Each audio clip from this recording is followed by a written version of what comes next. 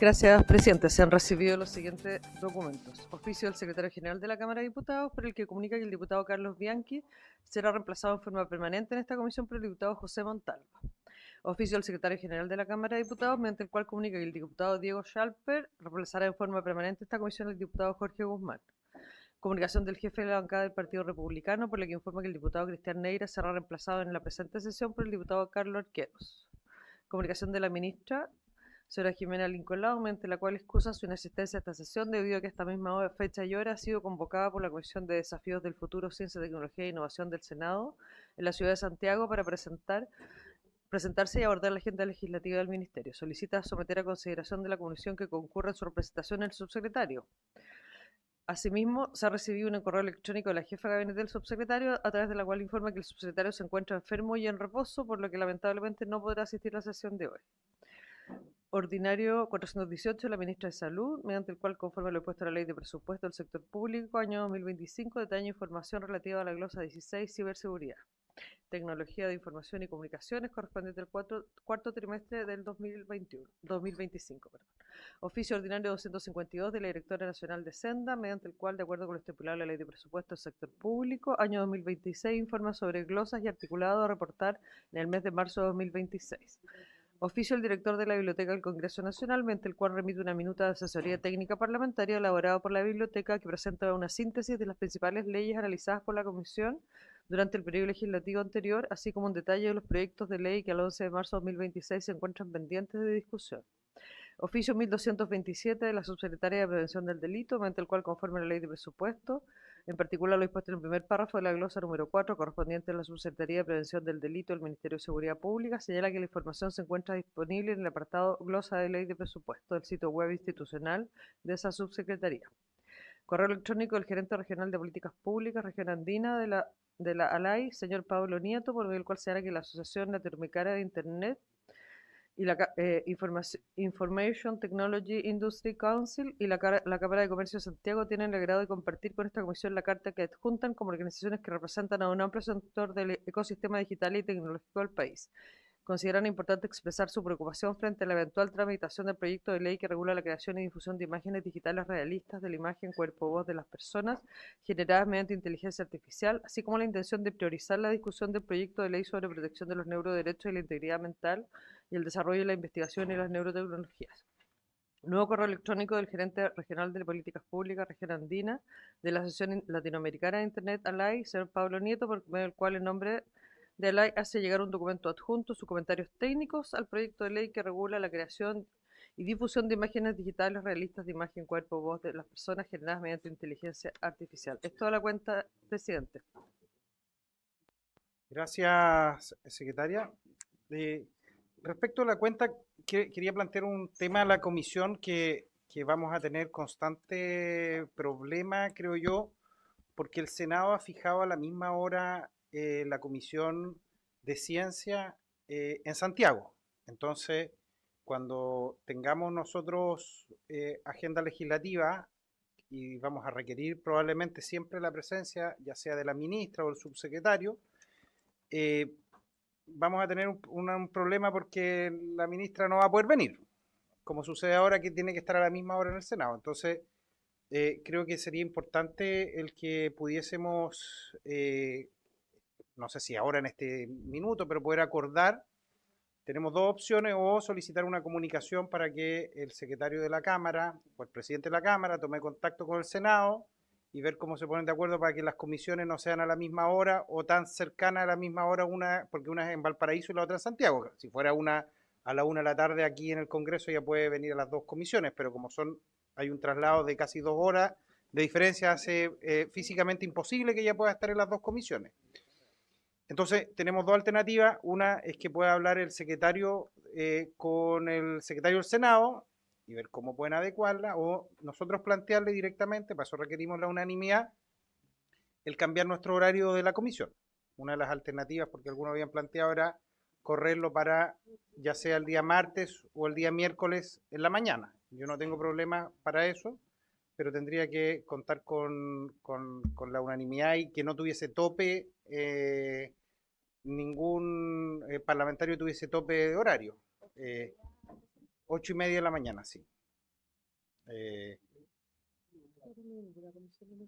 sí, no hay comisiones ni el martes ni el miércoles a las 8:30 de la mañana. No, acá, siempre tiene que ser acá.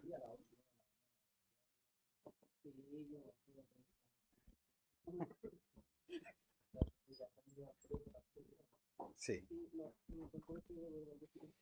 Ya, no lo vamos a zanjar en este momento, tratemos después de darnos un tiempo para ver si podemos, porque el horario, la ventana que pudiésemos tener son a las 8:30, no vamos a tener otra, o en su defecto, ver la posibilidad de hacerlo el lunes en la mañana en Santiago, pero ahí también vamos a tener un problema con la gente que es de Valparaíso y que tendríamos que pedir autorización también a los comités para poder sesionar el día lunes en Santiago, ¿no?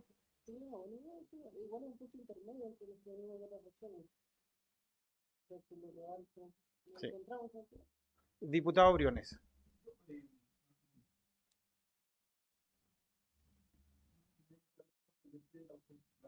Colegas, para buscar la unanimidad, por decirlo así. Y segundo, porque me parece poco decoroso, entendiendo que no vino la ministra, pero la ausencia de los colegas me sorprende. ¿Hay algún motivo que desconozco? ¿Será posible eso? ¿Saber eso? Diputados, los parlamentarios no tienen que justificar su inasistencia y si no participan de esta instancia, ellos tienen una multa. Y eso lo que correspondería es que la Secretaría, en atención a lo suyo, pueda cursar la multa para los parlamentarios que no justifican su inasistencia. No sabemos si hay alguno que esté enfermo o esté con algún problema de salud o haya pedido algún permiso, en ese caso están excusados, pero indudablemente no. Eh, hay algunos que pareciera que no le pudiesen haber tenido algún problema para venir o uno no puede estar en la cabeza de todos, pero hay un procedimiento que la Secretaría tiene que es respecto de las ausencias injustificadas el poder multar a los que no participen. Diputada. Sí, para eso no se requiere, como bien dice la diputada Veloso, la unanimidad es con los presentes. O sea, no necesitamos que los 13 miembros participen de esa unanimidad. O sea, es la unanimidad de aquellos que vienen y el quórum de sesión nuestra es de 4 parlamentarios. Entonces, 4 o 5. 4 parlamentarios. Con 4 parlamentarios nosotros tenemos el quórum. Así que bueno, tratemos de, en algún minuto, diputado Ross, ¿quería plantear algo? Ahí sí.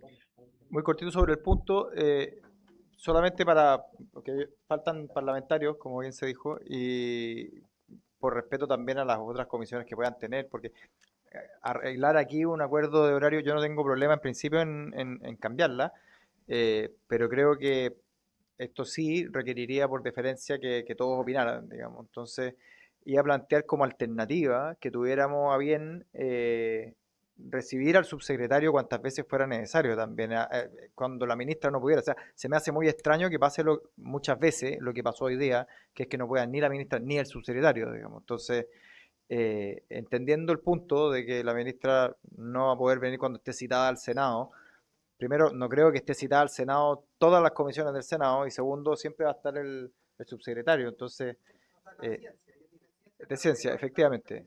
Efectivamente, en Santiago, pero no está citada a todas las comisiones de ciencia del Senado, me imagino, digamos. Entonces, Eso va a depender, diputado, del trámite legislativo que haya. Aquellos que tienen más experiencia saben que hay trámite legislativo en donde efectivamente si hay un proyecto de ley, en toda la discusión está el ministro. Entonces, si tenemos dos proyectos, no sabemos tampoco cuál va a ser la agenda legislativa del Ejecutivo, pero si hay dos proyectos, pueden haber.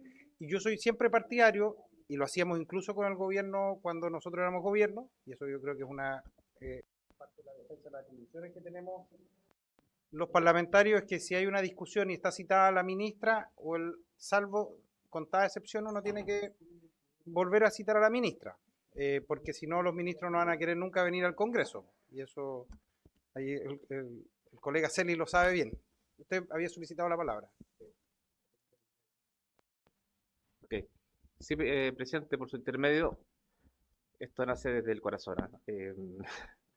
Yo estoy dispuesto, si es necesario, venir a Santiago antes, no sé, 8, 8:30, 9, a la hora que usted estime, pero también decirle a los nuevos colegas que se van a ver enfrentados muchas veces con comisiones investigadoras los miércoles, los martes a las 8:30. Entonces, más allá de la hora que se fije,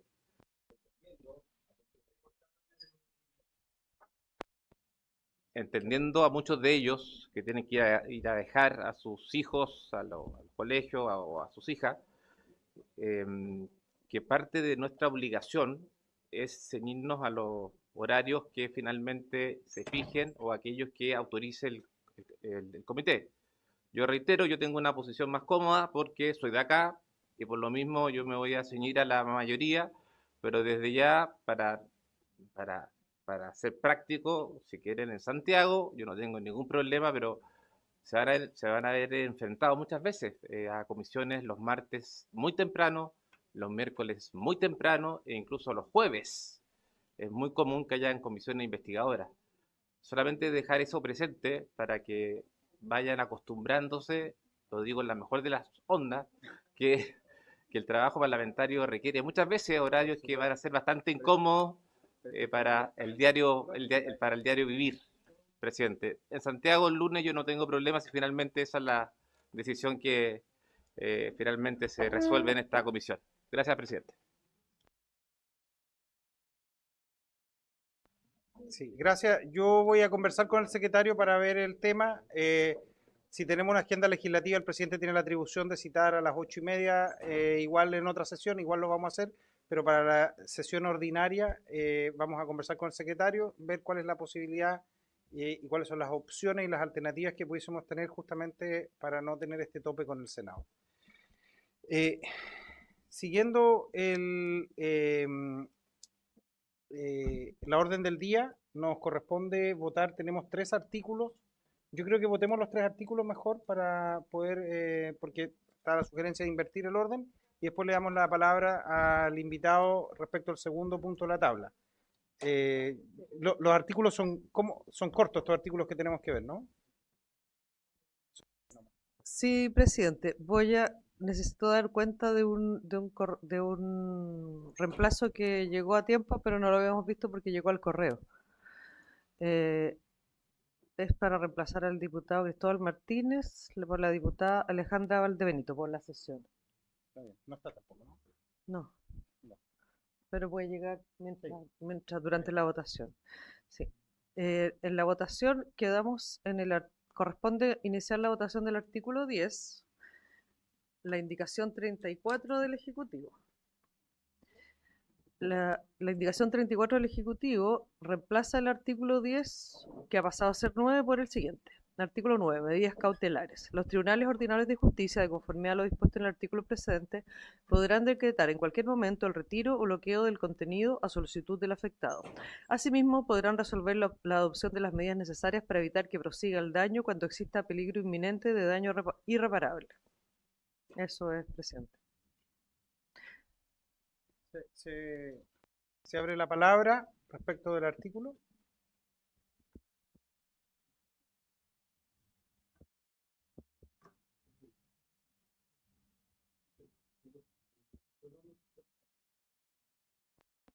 No sé si, por su intermedio, no sé si el Ejecutivo tiene algo que decir.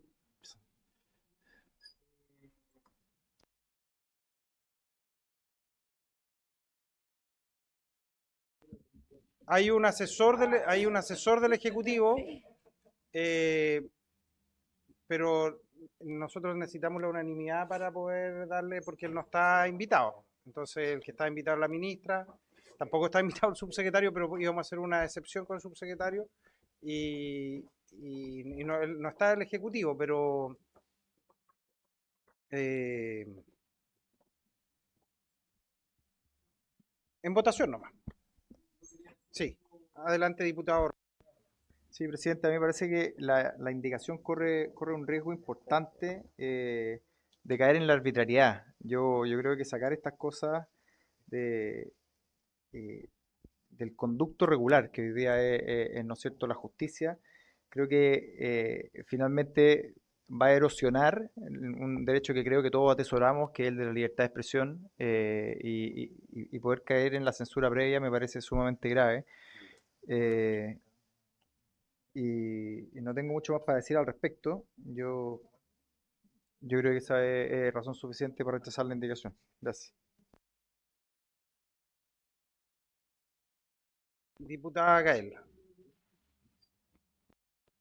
Presidente, lo que pasa es que igual acá estamos hablando de un procedimiento judicial. De hecho, son los tribunales ordinarios los que deberían establecerlo. Entonces, solamente lo digo como para aclarar el punto. Sí. Es que se dio a entender como que no, que estuviera por fuera de la ley o de la institucionalidad jurídica, y no es el caso. Gracias. Yo entiendo que efectivamente lo que dice la diputada Gael es así, no es. Sí, la indicación no dice relación con un procedimiento de algún órgano externo, sino justamente dice como una medida cautelar del propio Tribunal de la Justicia Ordinaria. Entonces, solo se le entrega sí, esta indicación 34, autor ejecutivo. Está artículo 10, indicación 34. Quizás está viendo otro proyecto, diputado. Puede estar viendo el de neuroderechos. A ver. Yo lo vi en la descarga del comparador. Sí. La gran mayoría de estos artículos ya fueron despachados, o sea, ya fueron votados. Sí, estamos solo votando los últimos.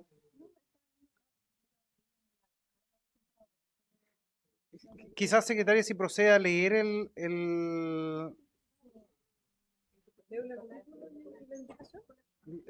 porque primero vamos a votar la indicación, ¿no? Sí, sí. La leo nuevamente. Es que no están viendo el comparado. Sí, por eso ahí viene el de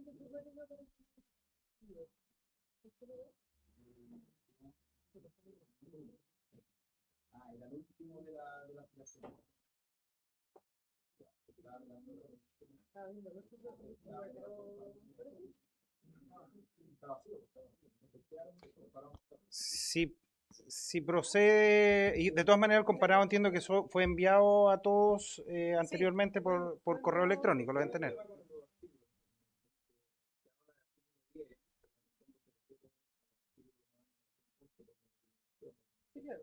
Es que pasa a ser 9. Es que hay un cambio cuando sí. Quizás, secretaria, para evitar, por favor, leer el artículo y leer la indicación y procedemos a votarla. Sí, hay algunos diputados que lo han logrado ver. ¿Hay alguien de informática ayudando? Voy a dar lectura al artículo 10 actual del proyecto de ley. La infracción a esta ley será sancionada con 1. Multa de 100 a 1000 UTM. 2. Indemnización por daño moral y patrimonial. 3. Medidas de retiro forzoso del contenido sin perjuicio de las acciones penales que correspondan por suplantación de identidad, injurias, calumnias o fraude. La indicación 34 del Ejecutivo reemplaza el artículo 10, que ha pasado a ser 9, por el siguiente. Artículo 9. Medidas cautelares. Los tribunales ordinarios de justicia, de conformidad a lo dispuesto en el artículo precedente, podrán decretar en cualquier momento el retiro o bloqueo del contenido a solicitud del afectado. Asimismo, podrán resolver la adopción de las medidas necesarias para evitar que prosiga el daño cuando exista peligro inminente de daño irreparable.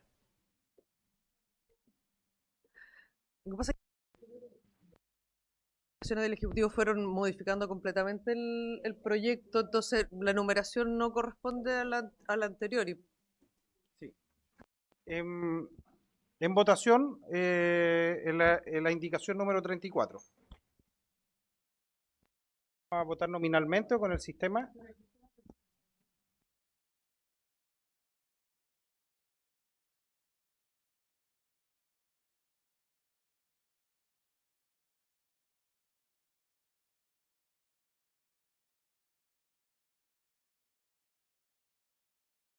Resultado de la votación: por la afirmativa 7 votos, 4 en contra, ninguna abstención.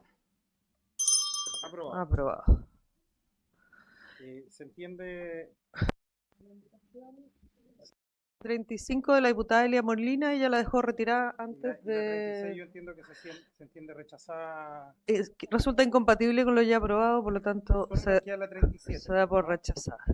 La 37 porque agrega un Sí. bis. Esa tenemos que votarla. Exacto. La indicación 37 de la diputada Elia Molina agrega un artículo 10 bis. Artículo 10 bis. Domicilio y representación plataformas digitales extranjeras. Las plataformas digitales extranjeras en el marco de esta ley deberán cumplir con al menos una de las siguientes opciones. A. Fijar un domicilio en el país. B. Designar un representante legal domiciliado en Chile con facultades suficientes para comparecer en juicio y responder administrativa, civil o penalmente por infracciones a la normativa chilena. El incumplimiento de esta obligación podrá ser sancionado con las medidas que determine la ley. Eso es, presidente. Sí, diputada Gael, tiene la palabra.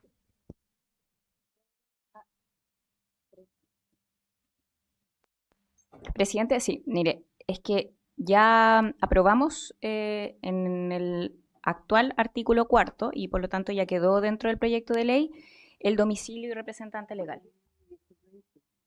Artículo 4. Para efectos de garantizar el cabal cumplimiento de las obligaciones contenidas en la presente ley, las plataformas digitales de redes sociales que no se encuentren domiciliadas ni constituidas en Chile, pero que presten su servicio en el territorio nacional, deberán designar un representante legal con domicilio en el país, con facultades suficientes, encargado de responder ante la autoridad administrativa y judicial. Y ahí está el incumplimiento de esta obligación, será constitutivo de infracción. Entonces eso ya está aprobado. Como no está para retirarla la diputada, tendríamos que rechazarla, ¿no? ¿Eso es lo que sugiere usted? Yo lo que entiendo es que se entiende en el fondo es incompatible con lo ya establecido por el proyecto y aprobado en el fondo. Eso, presidente.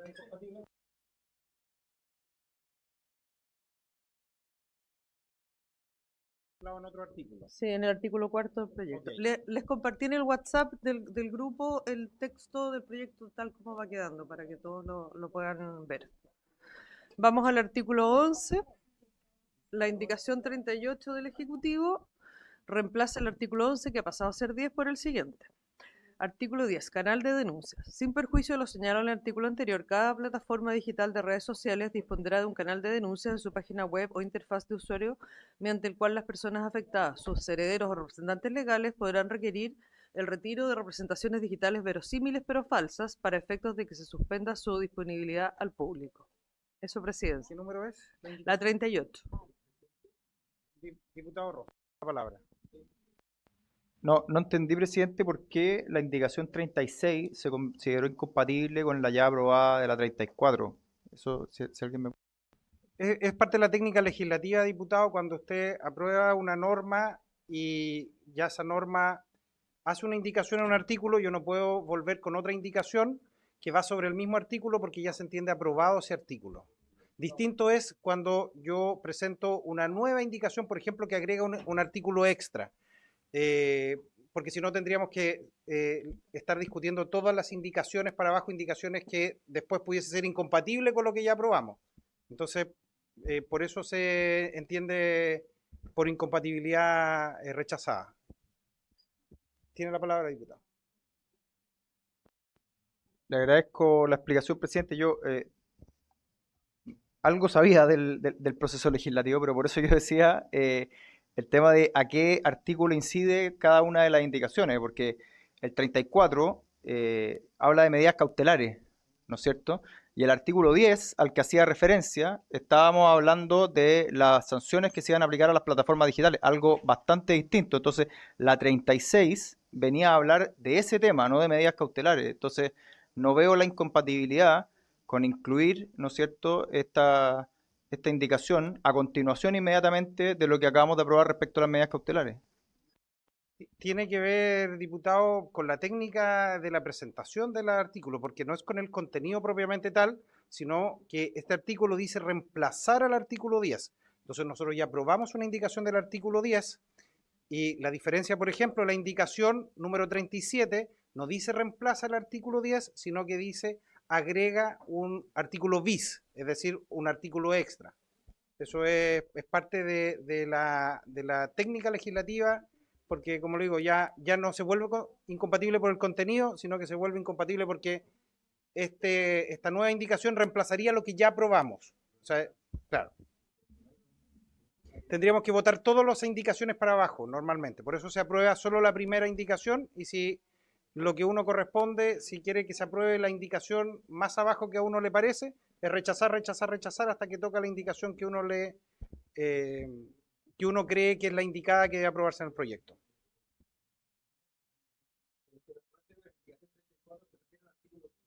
Insisto,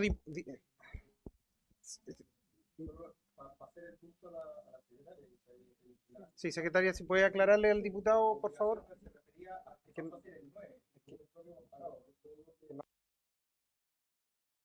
Ese contenido también ya se discutió en la parte anterior del proyecto. En el artículo 8 ya quedó establecida la responsabilidad de civil respecto de esto. Entonces, es incompatible no con el 9 propiamente tal, sino con este que quedó siendo 8 al final. Por eso les compartí en el WhatsApp de grupo el texto del proyecto, lo que ya había sido aprobado, porque es un poco complejo porque ustedes están viendo el proyecto al final y no lo han seguido completamente, pero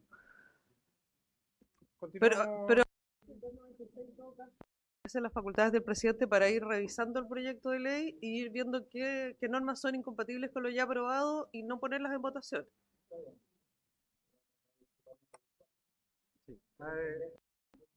Sí, no, está bien, diputado, siempre preguntando uno aprende. Secretaria, continuamos con el artículo, la indicación número 38. ¿Ya le di lectura? A la 38, sí. ¿No hay palabras respecto a esta? Sobre el canal de denuncias, en la indicación 38. Sí, yo solamente señalar que me parece del todo razonable lo que se indica en el artículo 38, que las denuncias tienen que tener un canal justamente para que se pueda hacer de manera expedito las denuncias. Eso. En votación.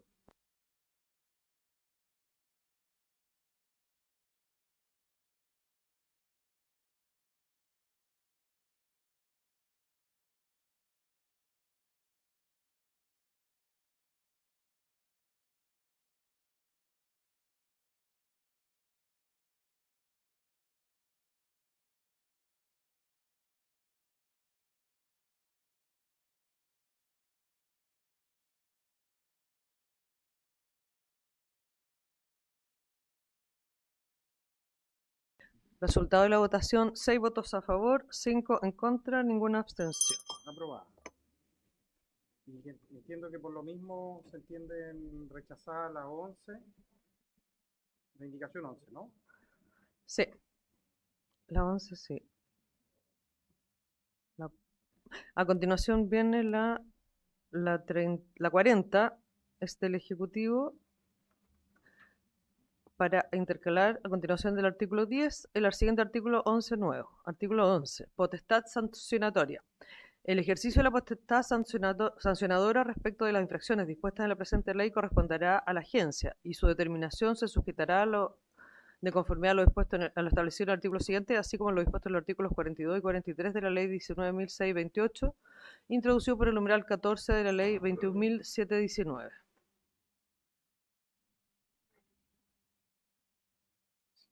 En votación.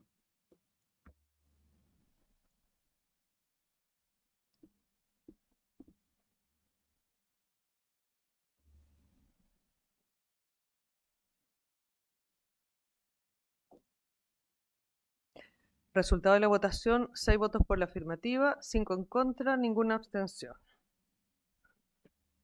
Aprobada. Siguiente indicación. La indicación 41 también es del Ejecutivo y es para intercalar a continuación del artículo 11 el siguiente artículo 12 nuevo. Artículo 12. Sanciones. Las infracciones dispuestas en la presente ley podrán ser objeto de sanción de multa a beneficio fiscal de 5.000 a 10.000 unidades tributarias mensuales. En votación.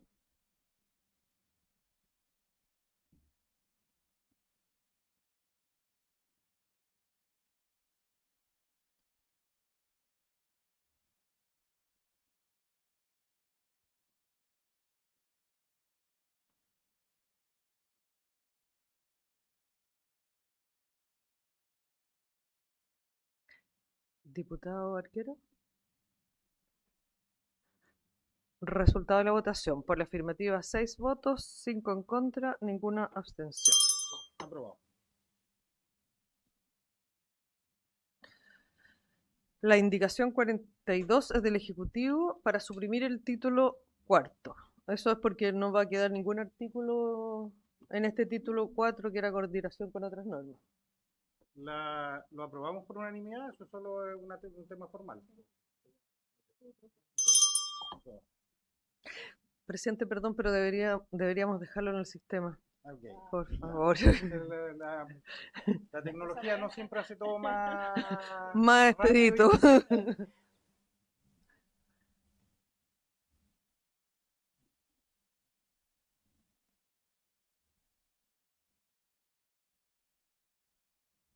Diputado Winter, diputado Montalva, por favor. Su voto. Ya. Resultado de la votación por la afirmativa, 11 votos. Aprobado por unanimidad. Ya. Hay otras indicaciones acá. Estas indicaciones también resultan incompatibles, presidente, porque se referían al artículo 12 que ya no va, o sea, esto se discutió con anterioridad, este artículo 12 no va a quedar en el texto definitivo. Por lo tanto, estas indicaciones se refieren a lo que establecía el título cuya supresión se acaba de aprobar. La 43, 44, 45, hasta la 45. Porque después vienen unas disposiciones transitorias.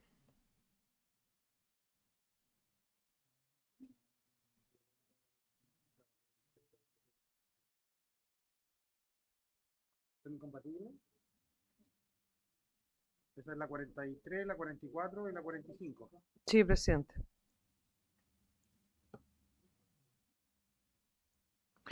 La 46 incorpora la siguiente disposición transitoria nueva. Artículo transitorio. La presente ley entrará en vigencia en el plazo de 6 meses contados de su publicación en el Diario Oficial.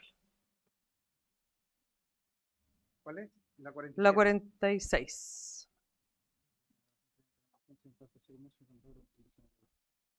Sí, yo creo que es razonable esa indicación, ¿eh? En votación.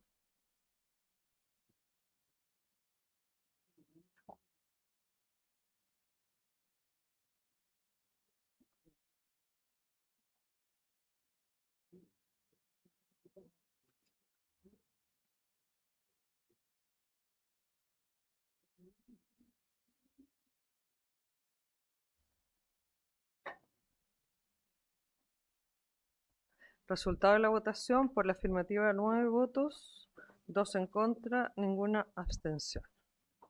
Aprobado. Aprobado. Entiendo que la otra también dice que relación con el tiempo, por lo cual se entiende rechazada la 47. Sí. Bueno, podemos decir que ya tenemos el primer proyecto despachado. Creo que somos la primera comisión en tener un proyecto de ley despachado a la sala. Así que nos corresponde nombrar a la diputada o diputado que hará la presentación del proyecto, y yo quería sugerir a la diputada Gael Jomans, siempre tengo la duda, Jomans como la diputada. No sé si están de acuerdo la comisión. Es la autora. Ya, aprobado, y el proyecto está despachado a la sala. Quería, en segundo punto de la tabla, corresponde que podamos tratar el proyecto de ley sobre la protección de neuroderechos e integridad mental y el desarrollo de la investigación en las neurotecnologías. Esto es el boletín 13.828-19S, de origen de una moción del senador Alfonso Urresti, de la ex senadora Carolina Goich y de los ex senadores Francisco Chaguán, Juan Antonio Coloma y Guido Girardi, el cual se encuentra en segundo trámite constitucional.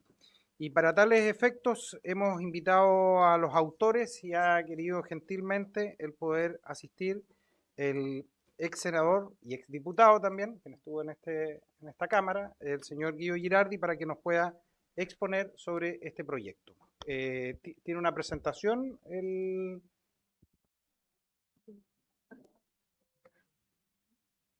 senador para que podamos ponerla. Tiene el ex senador. Tiene la palabra don Guido. Muchas gracias por la invitación, presidente. Yo le pido dos cosas. Uno, si pueden permitir ingresar a Matías Ortiz, que fue uno de los asesores que trabajó el proyecto de ley. Y me gustaría 5 minutos para hacer una presentación, porque este es un proyecto de ley del Congreso Futuro. Va a explicar un poco lo que es Congreso Futuro y lo que estamos haciendo, para que hay varios diputados nuevos y nuevas, entonces para que un poco se puedan interiorizar, porque tenemos mucho interés que la Cámara de Diputados se incorpore más activamente a Congreso Futuro. No sé si la presentación se puede ver. Sí, se llama Matías Ortiz, pero...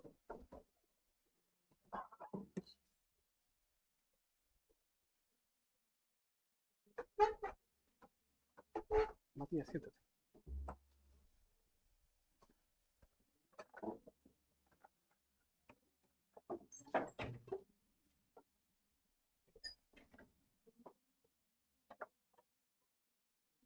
Vamos a suspender para que pueda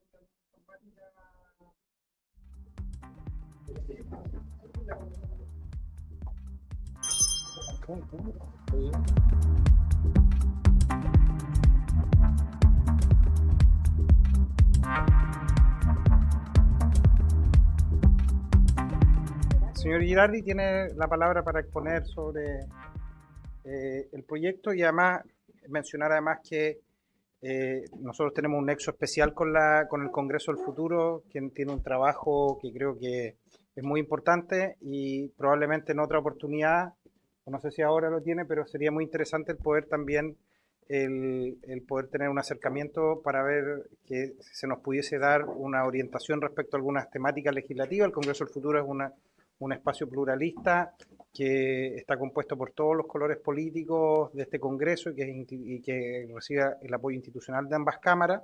Por tanto, siempre va a ser muy interesante el poder escuchar lo que tienen que decir. Señor Hidalgo, tiene la palabra. Pedirle la palabra justamente para que hable el ex senador y por su intermedio, presidente, pedirle si podría, porque yo vi la presentación que se envió con anterioridad y que explica un poco el Congreso del Futuro, pero yo y sobre todo los parlamentarios nuevos quisiéramos que se nos explique, presidente, cómo se inicia esta iniciativa desde el Senado y cómo podría hacer de que la Cámara de Diputados tuviera más incidencia, digamos, en esa colaboración que se hace en el Congreso del Futuro como Cámara de Diputados. Muchas gracias, presidente. Le vamos a dar la palabra a don Guido Girardi para que él nos pueda exponer y evidentemente creo que es muy interesante. No sé si esta va a ser la oportunidad para que podamos hablar en general del Congreso del Futuro. Va a depender del tiempo, pero evidentemente creo que es un espacio que en esta comisión debería jugar un rol muy relevante. Más allá de esto, sería interesante quizás pensar en alguna reunión de trabajo también para poder ver cómo podemos colaborar mutuamente. Señor Girardi. Gracias, presidente. Tal vez muy brevemente hacer una pequeña presentación.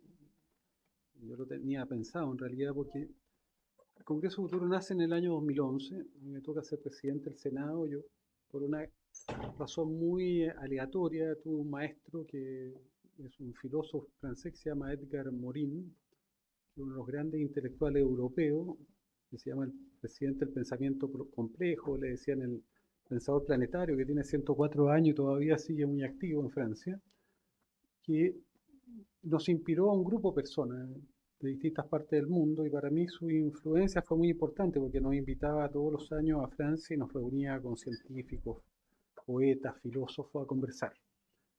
Cuando yo fui presidente del Senado tenía la convicción de que íbamos a entrar en una era de cambios radicales desde el punto de vista de una era que iba a estar marcada por el aceleracionismo, por la exponencialidad, en una política donde el mundo intelectual se estaba alejando de la política ya en ese tiempo y donde la política estaba entrando en una lógica de inmediatez radical y que por lo tanto había poco tiempo para pensar porque la política estaba en la urgencia, en la emergencia, y al mismo tiempo las universidades que tenían que asumir el rol del pensamiento estaban muy centradas en lo que era la docencia y la investigación para publicaciones, pero no pensando los desafíos de su país, de la sociedad.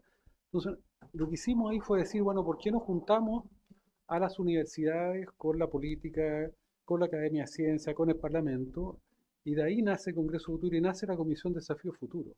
Y hicimos un convenio con las universidades para que los miembros de la comisión, o sea, de los rectores de universidad y los miembros de la Academia de Ciencia pudieran participar en todas las sesiones con derecho a voz y que pudieran presentar proyectos de ley a través de la comisión que la comisión estaba obligada a tramitar. Pero las universidades podían presentar proyectos, pueden presentar proyectos de ley y la Academia de Ciencia también. Es la idea de unir. Y se generó esta idea de un espacio que nosotros lo llamamos un laboratorio, que es una antena del futuro. ¿Por qué el Congreso Futuro para nosotros una antena futuro? Porque al invitar 140 personas todos los años como speaker en enero, 100 de ellos son extranjeros, son todas personas que están en la frontera de la edición genética, de la nanotecnología, están en la frontera de la filosofía, de los impactos que esto está teniendo sobre la sociedad, en la economía, en el cambio climático. Nos permite, cada uno de ellos que es una antena, nos permite modelar el futuro que viene o tener una idea de anticipación de futuro. Y bueno, eso ha ido funcionando. Hoy día Congreso Futuro se ha transformado, muy brevemente, se ha transformado en un evento de ciencia ya más extendido. Nosotros ya tenemos cerca de más de 1 millón de personas que lo siguen, tenemos 10.000 personas presenciales todos los años.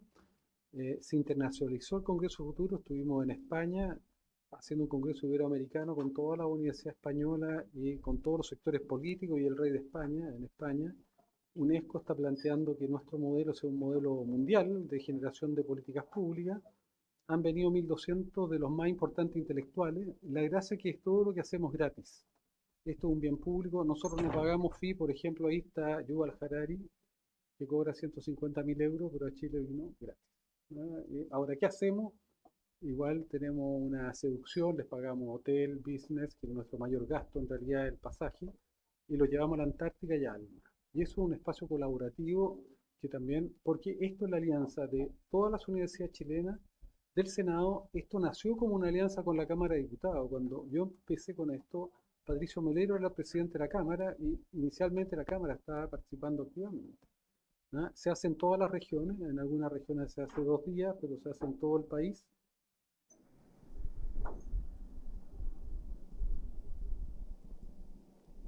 Y bueno, esos son, hemos estado en Marruecos, ahora tenemos el 20 y 21 de mayo un Congreso Futuro en Bolivia, en Tarija, y es interesante Tarija porque el presidente de Bolivia es de Tarija, el canciller es de Tarija y el presidente del Senado es de Tarija. Entonces tienen mucho interés de que hagamos Congreso Futuro y quieren crear la comisión en el Senado de Bolivia.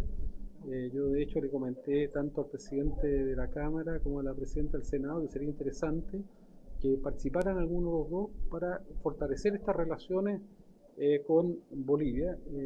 Estamos planificando un Congreso Futuro para Amazonía con Brasil y Amazonía, y con la CAF, el Banco Andino, estamos trabajando para un Congreso Futuro México, Centroamérica. La idea nuestra es avanzar sobre todo a generar un pensamiento iberoamericano. Y en esta nueva geopolítica tener una alianza geopolítica iberoamericana para poder enfrentar los desafíos. A partir de hace más o menos 2 años creamos Proyecta Chile 2050. Esta es una iniciativa distinta que tiene como idea tomar estas señales de Congreso Futuro, de señales futuros, generar de cierta manera un contexto, generar escenarios futuros, y esto lo lideran las universidades. Acá están todas las universidades chilenas. El Proyecto Chile lo preside el presidente del CRUCH, Emilio Rodríguez, presidente del rector de la Universidad de Tarapacá. Están todas las universidades públicas y privadas del país, están todos los IP, está Duoc, está INACAP, está representado por Vertebrar y por Lucas Palacio, está la Fundación Chile, está la SOFOFA, están la CUT, está la NEF. Es un espacio totalmente transversal que tiene como objetivo pensar los desafíos del país al 2050. La idea es justamente mirar a partir no del siglo XX, sino cuáles son los desafíos 2020-2030, las oportunidades que tenemos como país. Tenemos 20 mesas, cada una constituida por cerca de 100, 150 personas, muy transversales, donde hay vocaciones que el país tiene que nosotros creemos que hay que transformar en oportunidades, que son además oportunidades geopolíticas, como por ejemplo, es una paradoja que Chile esté indexado al petróleo cuando somos la Arabia Saudita o podríamos ser de la energía renovable, o cuando tenemos un poder geopolítico gigantesco porque tenemos los minerales críticos en esta disputa entre Estados Unidos y China, o porque Chile, si desarrolla energía solar y eólica, podría generar data center, o podría desalar 220 metros cúbicos por segundo e incorporar 1 millón de hectáreas de suelo tipo 1. Chile tiene 1% de suelo tipo 1 y exporta 13.000 millones de dólares. O, por ejemplo, desarrollar fundiciones solares. Los chinos no producen cobre y funden el 90% del concentrado y tienen poder. Nosotros podríamos tener poder, tenemos el mar más productivo del planeta, tenemos una comisión de algas que tiene más de 200 expertos, porque creemos que Chile podría alimentar a la humanidad con algas por tener el mar más productivo y 120.000 kilómetros de mar. Bueno, son iniciativas y además trabajamos lo que llamamos comisiones que tienen que ver con la democracia eficaz. O sea, intentar resolver problemas concretos, porque el delivery cambió. Si el Uber demora más de 5 minutos, se cancela. Y nuestro Estado está hecho para la lentitud. Un Estado que está obsoleto frente a los nuevos desafíos de la nueva era. Entonces, estamos viendo cómo se puede usar la tecnología para problemas críticos. Nosotros hicimos con toda la Universidad el proyecto CITIA, que está en el Ministerio del Interior, que uso de cámaras con inteligencia artificial. Es un proyecto gratuito, duró más de 1 año y medio de trabajo con el Ministerio del Interior, con la PDI, con el Ministerio Público, con Carabineros, ¿verdad? Y ese proyecto se le entregó al gobierno y el gobierno hoy día está haciendo el piloto. La idea es que lo llevemos a todas las regiones, ¿verdad? Y hoy día, para que tengan una idea, se detectan 500 autos robados todos los días en la autopista y no se detiene ninguno. Entonces estamos con INACAP, con la Universidad de Chile, desarrollando drones, porque creemos que los drones es una tecnología que se podría incorporar a la persecución penal, pero también en salud. Si hay una persona que tiene un paro cardíaco, tú le puedes llevar un desfibrilador en minutos. O estamos trabajando en electrocardiogramas con inteligencia artificial o biopsias con inteligencia artificial. En un hospital público, la biopsia se demora 6 meses y hay personas que tienen cáncer. Y con inteligencia artificial se pueden hacer en días. Bueno, nosotros hemos elaborado, antes que existiera Proyecta Chile, ya desde Congreso Futuro habíamos hecho la Política Nacional de Inteligencia Artificial, que la lideró un premio nacional con más de 50 académicos. El presidente Piñera tomó la política forestal, la política de hidrógeno verde, la política de minería, hicimos el Ministerio de Ciencia. Ahora tenemos una comisión de algas, ahí están los documentos, la política también satelital. Y este documento que dice 2050 se lo entregamos a todos los candidatos presidenciales como un resumen de estas 2.000 personas que están trabajando en Proyecta Chile, que un poco también trabajan de manera gratuita, son representantes de todas las universidades del país. Y bueno, están totalmente disponibles. Lo que hablamos con el presidente de la Cámara de Diputados del Senado, que estas comisiones pudieran asesorar a las comisiones de la Cámara de Diputados del Senado. En la biblioteca nosotros tenemos un trabajo con ellos, de hecho esos documentos son elaborados también en conjunto con la biblioteca, que les mostré, pero la biblioteca tiene algunos sectorialistas especialistas en temas. Cada una de estas mesas tiene a todos los especialistas relevantes del país, entonces también la idea es que pudiera actuar en demanda de intereses que tengan las comisiones o que tengan determinados parlamentarios. Ahora, ¿cómo se articula esto? Nosotros creamos en el año 2016, porque no teníamos un problema de envergadura, creamos una fundación. Esa fundación se llama Encuentro Futuro, que articula todo esto. Esa fundación tiene un directorio, en ese directorio es plural. Está María Teresa Ruiz, Juan Asenjo, Mario Amuy y Alejandro Mas, que son premios nacionales de ciencia. Está también ahí María Miren Undurraga, que fue ministra del presidente Piñera. Está Carolina Torrealba, que fue subsecretaria de Ciencia del presidente Piñera. Está María Elena Echeverri, que es una persona que tiene una gran experiencia en temas de comunicación. Está Bernardita Méndez, que desarrolla unos proyectos junto con Pablo Valenzuela más importantes de biotecnología. Está Sergio Guitar, está Ciro Colombara, está un empresario que es Juan Enrique Rasmus, el presidente CAP, y ahora se va a incorporar el ex rector Ignacio Sánchez y Rosario Navarro. Esa es la fundación, y bueno, yo cuando dejé el Senado me fui como vicepresidente ejecutivo. Esa es la que articula todo esto, ¿no? Entonces, la idea nuestra es que la Cámara de Diputados tenga un rol más activo en todo lo que significa el diseño del Congreso Futuro, la curatoría del Congreso Futuro, la participación para poder definir quiénes son los 140 speakers que vamos a invitar. Además, nosotros hacemos un Congreso Futuro de Niños, que se llama Futurista, se hace en el MIM en agosto, que ha tenido miles de niños, se ve en Estados Unidos, se ve en Centroamérica, en Latinoamérica. Tenemos un Congreso Futuro Jóvenes, que hacemos normalmente en agosto. 2 días, todo esto siempre lo inauguran los presidentes de la República, sean quienes sean, y los presidentes de la Cámara de Diputados y el Senado. Este año vamos a hacer un Congreso Futuro de Envejecimiento, lo hicimos el año pasado. También vamos a hacer un Congreso Futuro de Turismo y vamos a hacer un Congreso Futuro de Educación.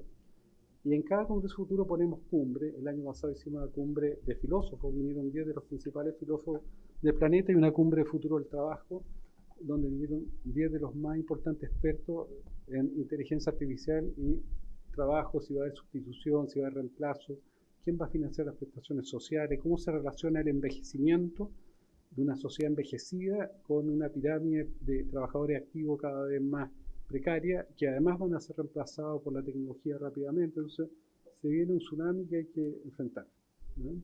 Bueno, nosotros nos ponemos esos escenarios. Entonces, primero, el presidente, la invitación es a que esta comisión sea la contraparte más activa, yo creo, porque hemos hablado con todos los presidentes de la Cámara anteriormente. Yo creo que esta vez hay un grupo de parlamentarios que hemos hablado transversales que tienen interés, que debieran ser como la contraparte, junto con el presidente de la Cámara, para poder avanzar.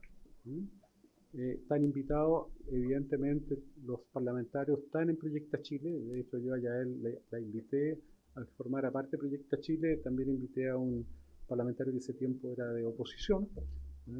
Hay senadores. La idea es que este sea un vínculo permanente que une el Parlamento con el mundo intelectual, con el mundo empresarial y con los territorios.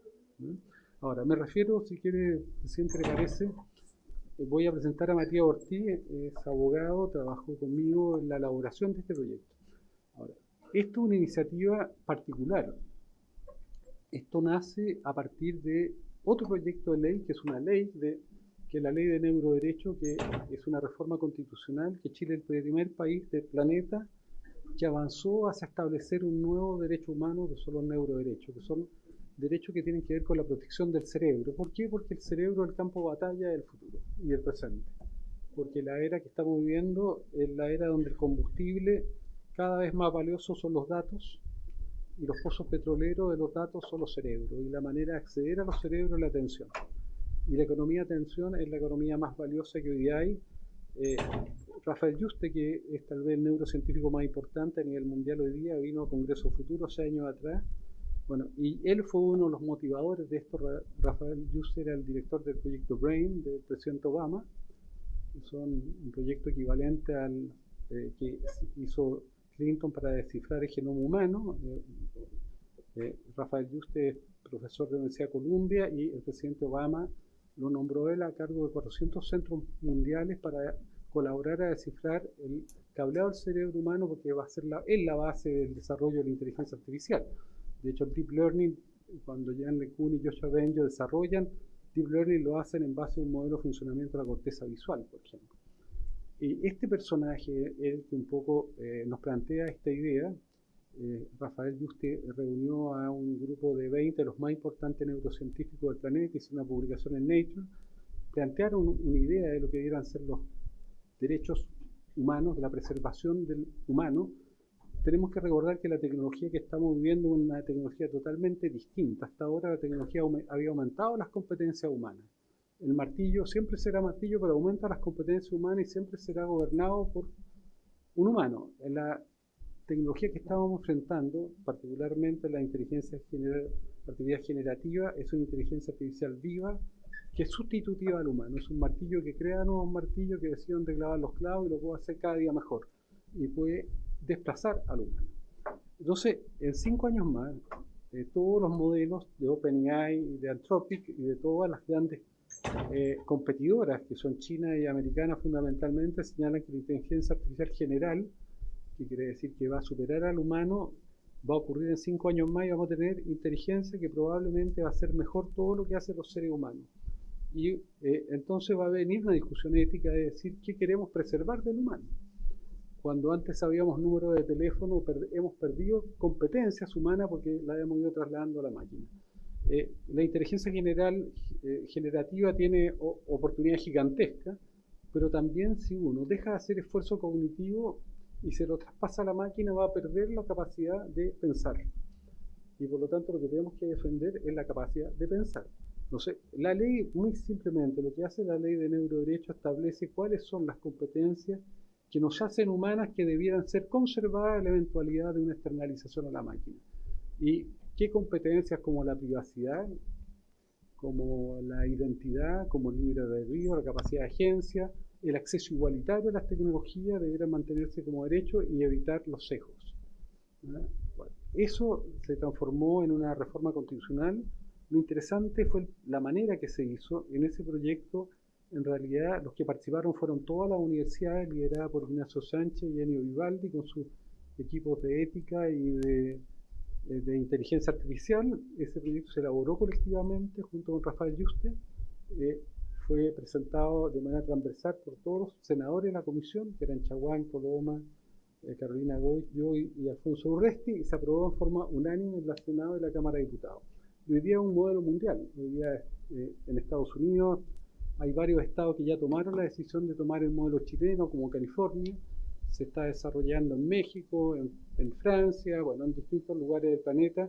Es un referente mundial. A partir de esa iniciativa, se generó la idea de bajar este proyecto a una ley. ¿Ah? ¿Por qué hicimos una ley de derechos humanos? Porque se supone que lo único que deberá ser respetado en la tierra como en el cielo, o sea, no importa si está en internet o en el mundo analógico, son los derechos humanos.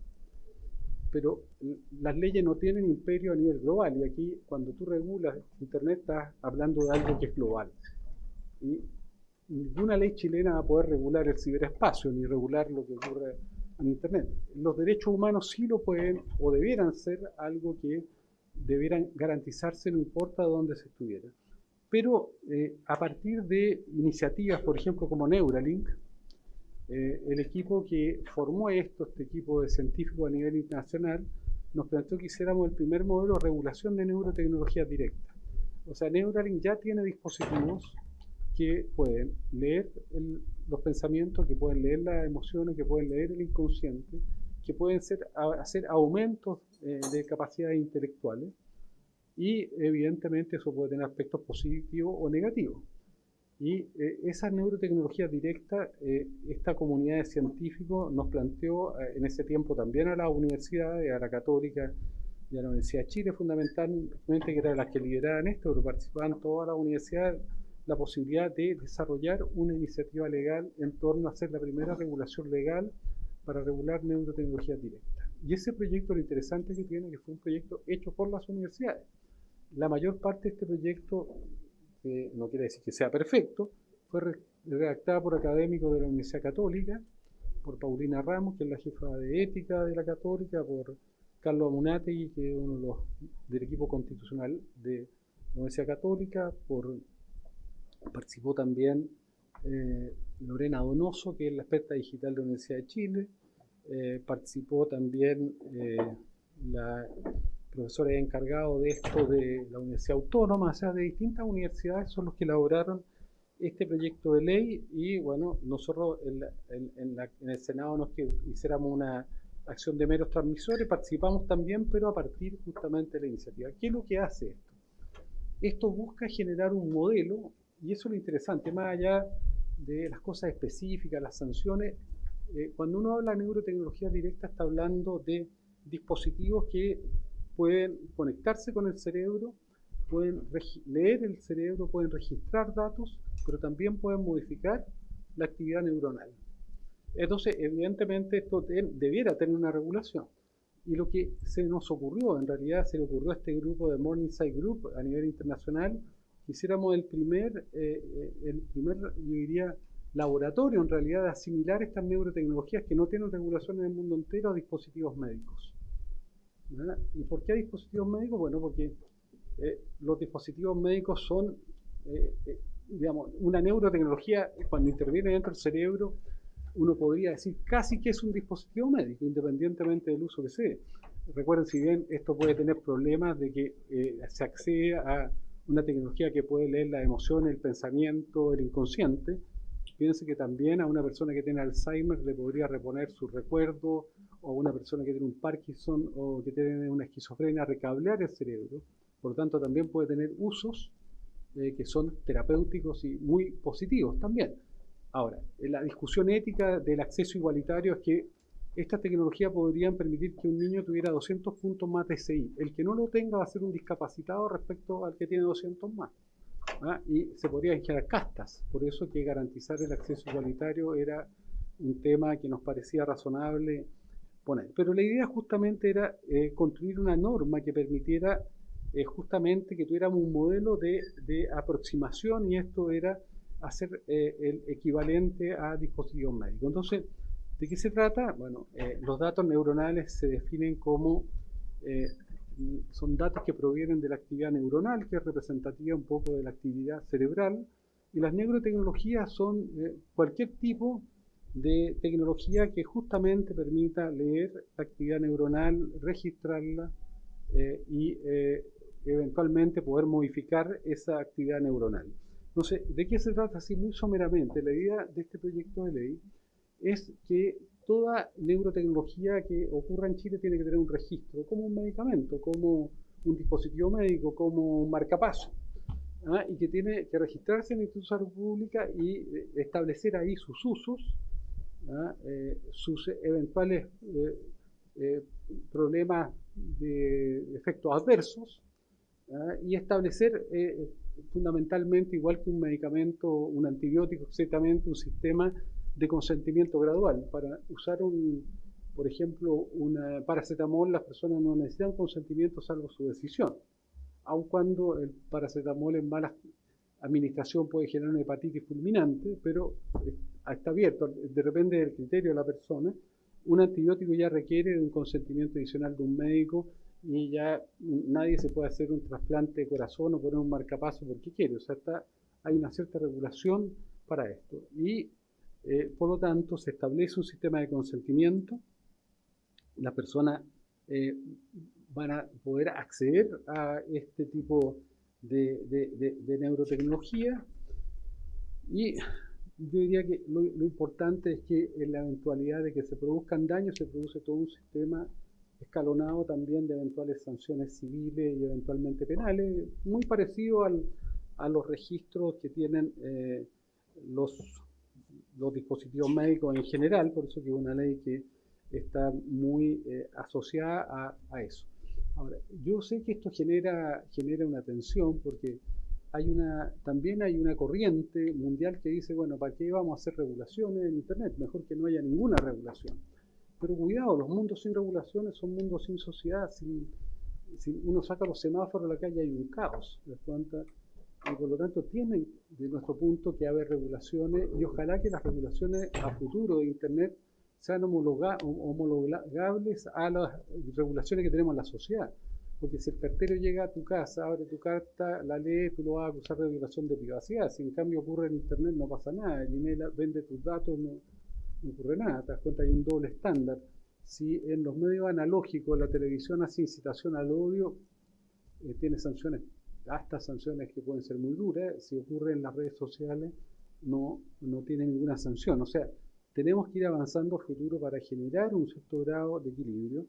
Y la gracia de las neurotecnologías, o de esta ley de neurotecnología, de homologarla a dispositivos médicos y a los medicamentos en general, yo creo que es importante, porque la regulación de medicamentos no ha impedido el desarrollo ni de vacunas ni de medicamentos. O sea, no son normas que impidan los desarrollos tecnológicos. A nosotros nos interesa avanzar en tecnología, nos interesa avanzar en el desarrollo de las neurotecnologías, pero que sean pro-humanas y que apunten también a tener un criterio de equidad. Ahora, también me llamó la ministra, interesada por el proyecto, que vamos a juntarnos. Nosotros no tenemos ningún problema de ampliar la conversación. De hecho, si les parece, podríamos hacer como Congreso Futuro y ustedes un seminario con expertos, con los académicos y académicas, y si la ministra quiere invitar a desarrolladores tecnológicos, estamos totalmente abiertos. Yo creo que además de la ley, me parece que podría darse también en torno a ella una muy buena e interesante discusión donde todos aprendiéramos, ¿no? No sé, presidente, si hay, yo hasta acá y respondemos algunas preguntas y Matías puede ayudar también Gracias, señor Girardi. Tienen la palabra los parlamentarios para poder hacer consultas al respecto. Diputada Gael. Presidente, bueno, primero agradecer la exposición. De todas formas, presidente, a propósito de que este es un proyecto de ley que lleva mucho tiempo acá en la comisión, yo creo que es momento de que avancemos en su votación, presidente, y quería solicitar eso, que lográramos tocar, porque de hecho, mirando el proyecto de ley, los primeros artículos, algunos tienen indicaciones incluso del diputado Toá, o sea, estamos hablando de harto tiempo atrás, incluso más allá del periodo pasado. Y eso igual es preocupante a propósito de que la idea de poder contar con un marco de protección, que además a todas luces me parece razonable, creo que no podemos llegar tan tarde, presidente. Entonces, en ese sentido, solicitarle si podemos tener, ya empezar con la votación lo antes posible. Gracias, diputada. Nosotros tenemos un reglamento, entonces evidentemente ya este proyecto fue votado en general y ya nosotros hicimos una excepción para escuchar a los autores y el proyecto tiene su flujo, es decir, si no hay preguntas, se sigue la tramitación. Tendríamos que tener un acuerdo de la comisión completo para poder retrotraer la tramitación. Y entiendo que usted no está de acuerdo con eso. Entonces, si hay más preguntas al señor Girardi. Sí, diputado Celi y diputado Winter. Sí, presidente, por su intermedio. A mí esto de la tecnología, la verdad que me gusta, pero también asusta, como dice el dicho. El otro día leía un famoso personaje que hablaba de los famosos robots humanos, ¿sabes? Que iban a reemplazar el empleo, y que él estaba creando millones de robots humanos para reemplazar el trabajo justamente de los seres humanos. Y eso sumado a la inteligencia artificial, pareciera que las personas, o los seres humanos, poco van a poder trabajar, salvo que dentro de las mallas curriculares exista el ramo de inteligencia artificial. Pero viendo este proyecto en sí, que nos habla de aquello, yo quería preguntar cómo podemos obligar justamente a que los dispositivos médicos, por ejemplo, que aceleren la mente, o aquellos que obliguen o que puedan mejorar la memoria, la concentración, o aquellos que puedan aumentar el coeficiente intelectual, porque a mí no me cabe ninguna duda que más adelante van a existir técnicas, sobre todo médicas, que van a poder hacer que una persona que tenga un coeficiente intelectual de 110 lo va a poder aumentar a 140.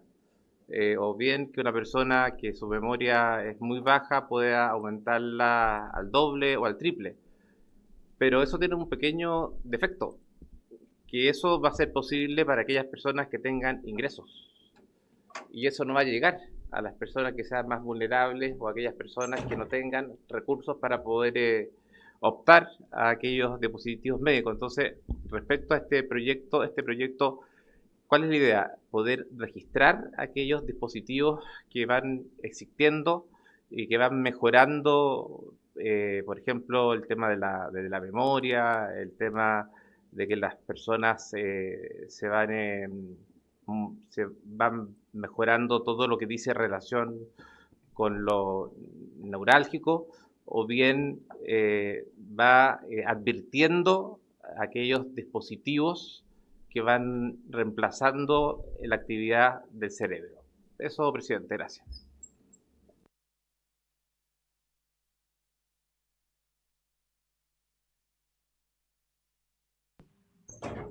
Señor Girardi. temas que son apasionantes en esto. Nosotros hicimos una cumbre de futuro del trabajo, donde vino Osborne y Frame, que son los que hicieron el estudio de Osborne y Frame de la Universidad de Oxford, que fue famoso en el 2012, que son los primeros que anticiparon de que venía una ola de sustitución. Ahora, la ola de sustitución es muy distinta a la que previeron Oxford y Carl Benedict Frey en 2012, porque ahí no existía la inteligencia generativa, ¿verdad? O sea, lo que estamos viendo es una revolución, una evolución en esta forma de tecnología que ha cobrado vida propia. Por eso que Nick Bostrom plantea que esta es una tecnología que podría alcanzar niveles de conciencia y emociones, incluso, porque emula el funcionamiento del sistema cerebral, ¿verdad? Y cuando los humanos hace 800.000 años adquirimos la capacidad de lenguaje, a partir del lenguaje se crean emociones y imágenes mentales y se creó la conciencia, una conciencia compleja. Entonces, ese es un tema. El otro es que esta inteligencia generativa no solamente va a afectar a las personas que tienen desarrollan labores de baja complejidad, sino de altísima complejidad, ¿no? O sea, en el escenario que se está viendo hoy día, que son las profesiones también de muy alta complejidad y de muy baja complejidad que van a ser hackeadas. Por ejemplo, un neurocirujano no va a poder competir con un robot que haga cirugía. Hoy día ya, por ejemplo, el robot Da Vinci que opera próstata es mucho más eficaz que hacerlo de manera puramente manual. Y así yo creo que gran parte de las profesiones de alta competencia van a ir siendo desplazadas. Y eso ya está ocurriendo. Ya hay oficinas de abogados que ya no contratan abogados jóvenes, le dan la tarea a la inteligencia artificial. Pero siempre recordemos que la inteligencia artificial hoy día está en su etapa de recién nacido. O sea, en 5 años más va a ser millones de veces más potente que hoy día. Y las profesiones que se van a tender a salvar son las profesiones al revés, que están intermedias. Por ejemplo, la enfermera va a ser mucho más resiliente que el médico en frente al reemplazo, porque tiene otras habilidades, te das cuenta, de hacer curaciones, habilidades blandas. No sé, un tema muy interesante. Ahora esto hable incógnito, te das cuenta qué va a hacer la gente con su tiempo libre cuando el trabajo es parte de la identidad, ¿no? La gente se define en función del trabajo que hace. Hay un tema identitario, hay un tema de equidad. Te das cuenta hoy día quien pone el capital en un modelo normal, tradicional, de la renta que extrae el 70% se va a pagar remuneraciones y el 30% se transforma en su ganancia. En la era digital de la externalización, el 10% se va en pagar mano de obra y el 90% se transforma en renta para que pone el capital. O sea, se ve una potencial desigualdad muy importante. Además, va a ser muy difícil competir porque un robot trabaja 8.700 horas versus 1.000 y tantas horas que trabaja un humano, no se enferma, no tiene sindicato. Y los robots están siendo cada vez más empáticos, están ganando todas las competencias de empatía, ¿ah? Y de competencias de intimidad. Se ponen paneles de humanos frente a máquinas y personas dicen quién es más humano, quién es más empático, ¿verdad? Y en todo está ganando la máquina, ¿verdad? Y la máquina está ganando en todas las test de inteligencia. Por ejemplo, se hacen pruebas para equivalente como acceder a un doctorado o un magíster y en toda la máquina ha sido más eficiente. O sea, tenemos un problema, por eso nosotros decimos, bueno, vamos a tener que tomar a lo mejor en algún momento la decisión que aunque la máquina lo haga mejor, preservar para los humanos ciertas competencias, ¿verdad? Que no le vamos a delegar a la máquina, ¿verdad? Bueno, esto es una cosa muy dinámica. Entonces, bueno, todos estos temas hacen también alusión a lo que tú dices, o sea, cómo nosotros vamos a garantizar que estas tecnologías tan potentes, porque son muy potentes, que dan un poder incontrarrestable. Piensen que el poder que tiene Silicon Valley hoy día, que tiene Google, que tiene Facebook, son dueños del presente y del futuro. No tienen competencia ni de países ni de universidades. Tienen el monopolio de las 4 revoluciones tecnológicas que cada una puede cambiar el mundo por sí sola: la nanotecnología, la edición genética, la computación cuántica y la inteligencia artificial y la exploración del espacio.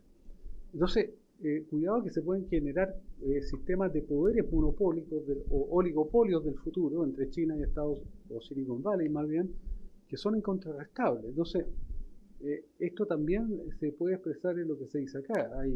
De hecho, uno de los grandes temas que planteaba Yuval Harari es la idea de que se podían generar castas, de que solo algunos pudieran tener aumentos neuronales y no todos, y eso sería una casta de superhombres, o solo algunos pudieran vivir más, porque esto también tiene que ver con la prolongación de la vida. Entonces, también hay una discusión, hoy día que a mí me parece apasionante, que es la discusión de aquellos que se definen como humanistas, que quieren preservar al humano y la humanidad, contra aquellos que ya tomaron la decisión de avanzar hacia un poshumano o hacia una poshumanidad.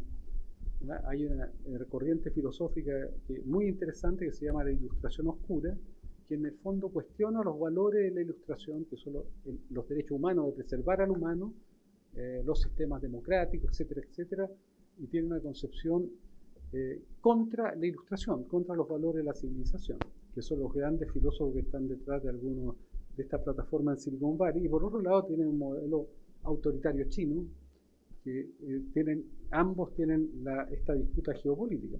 Entonces, por eso que este proyecto se hace cargo, en cierta manera, de decir, bueno, uno de los valores que tenemos que, como esto es tan rápido, y como esto va a ser tan potente, y como va a ser cada día más fuerte, tenemos que garantizar el acceso equitativo, ¿te das cuenta? Porque ahí sí que se pueden generar castas. Ahora, el tema de los robots es tan fuerte que lo que estamos viendo en Japón, que es un buen modelo, es que las personas ya se están enamorando de los robots, porque los robots son empáticos, porque son cada vez más inteligentes, y en una sociedad polarizada, ¿no?, donde las relaciones humanas son difíciles, de pareja, tener una pareja que tú puedes diseñar a tu interés, de todo punto de vista, del color de la piel, de la estatura, etcétera, etcétera. Nosotros trajimos Ichiguro en el 2016, que tenía piel hasta tocada casi humana, te das cuenta de que tú podías, o sea, 10 años después Ichiguro es un súper robot, pero lo que pasa es que a futuro va a ser más fácil tener una pareja robot, que siempre va a estar de acuerdo contigo, que nunca te va a molestar, que siempre te va a hacer concesiones, que siempre va a estar disponible, y eso es lo que está pasando. Entonces, tal vez en este Parlamento un tiempo más vamos a estar discutiendo el estatus moral que se le da a los robots, que a lo mejor vamos a tener que discutirlo, ¿te das cuenta? Bueno, yo por eso creo que meterse en estos temas hoy día, y hay que hacerlo rápidamente, porque estas tecnologías que están caracterizadas por el aceleracionismo, piensen que hace 4 años atrás no existía inteligencia generativa a cambiar el mundo. China acaba de desarrollar un computador cuántico que lo que demora su supercomputador 10.000 años en procesarlo hace en un segundo. Y eso quiere decir que la capacidad de memoria de esto, que hoy día se duplica cada 18 meses, se va a duplicar cada segundo. O sea, pensemos solamente qué significa que la inteligencia artificial corra a una capacidad de memoria que se duplica cada segundo, y la nuestra igual hace 40.000 años. O el pensamiento de la neurona humana en promedio tiene 120 metros por segundo, y la inteligencia artificial piensa 300 millones de metros por segundo. O sea, esas son las fracturas que se están produciendo. O sea, ¿qué es lo que le pasa a los estados y a las instituciones? Que vamos muy detrás de la capacidad de acompañar, no de prohibirla, de acompañar estas regulaciones con regulaciones para que esto vaya en pos del humano, porque si no puede emerger un mundo fuera del alcance de las instituciones. Y nuestro Estado, yo fui estatista, porque el Estado fue muy importante en el siglo XX, pero hoy día el Estado está obsoleto para enfrentar estos desafíos. Entonces hay que repensar al Estado. Un Estado que no responda rápido va a ser cancelado como canceló el Uber si se demora 5 minutos. Entonces hay que repensar. Bueno, yo creo que esto ya es parte de esa reflexión, y por eso nos parece tan interesante asociar la capacidad de pensar con la capacidad de actuar de la política. Gracias.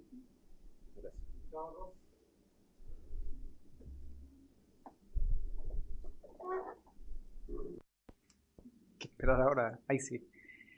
Gracias, presidente Don Guido, por su intermedio, presidente. Quería transmitirle que esto me parece fascinante. Este quizá es el tema que debiera estar abocado esta comisión. Me parece realmente fascinante, y creo que esta conversa la podríamos extender en la Fundación cualquier otro día.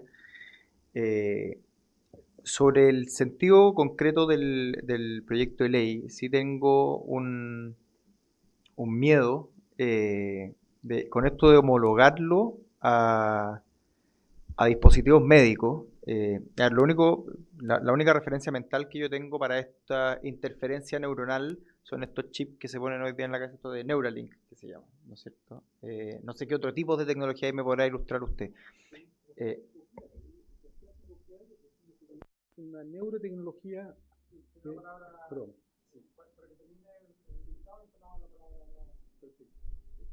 Me fue la palabra. Ahí sí. Entonces, esa es la única referencia visual que yo tengo de esto y efectivamente puede ser una contribución médica muy importante. Habemos padres por de pronto que tenemos hijos con defectos neuronales que estamos a la espera, ¿no es cierto?, de que esto nos pudiera significar una respuesta. Me imagino a muchas personas también parapléjicas, que esto podría ser una ayuda y están muy ansiosos de que esto pueda avanzar, ojalá lo más exponencialmente rápido posible. Ahora,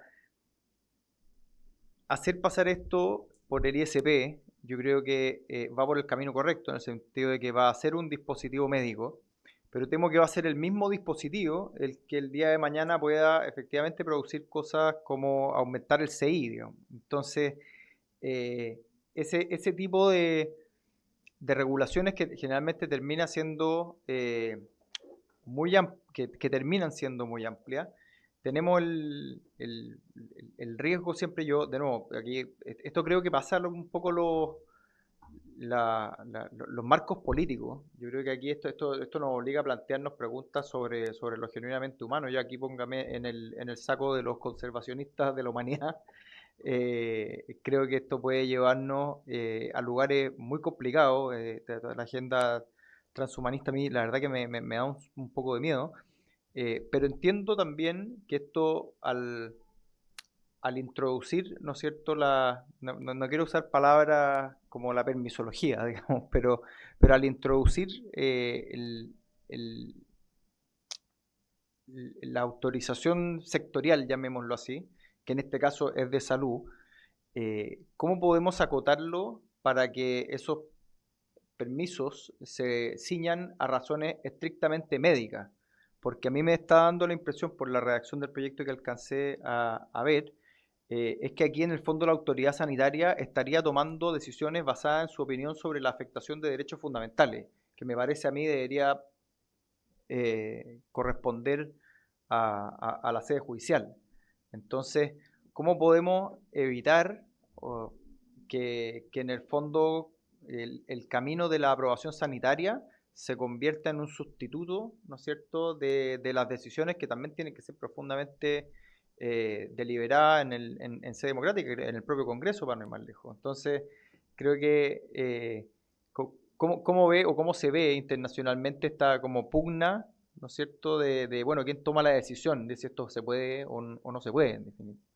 No sé si se entendió bien la pregunta, ¿sí? Señor Girardi.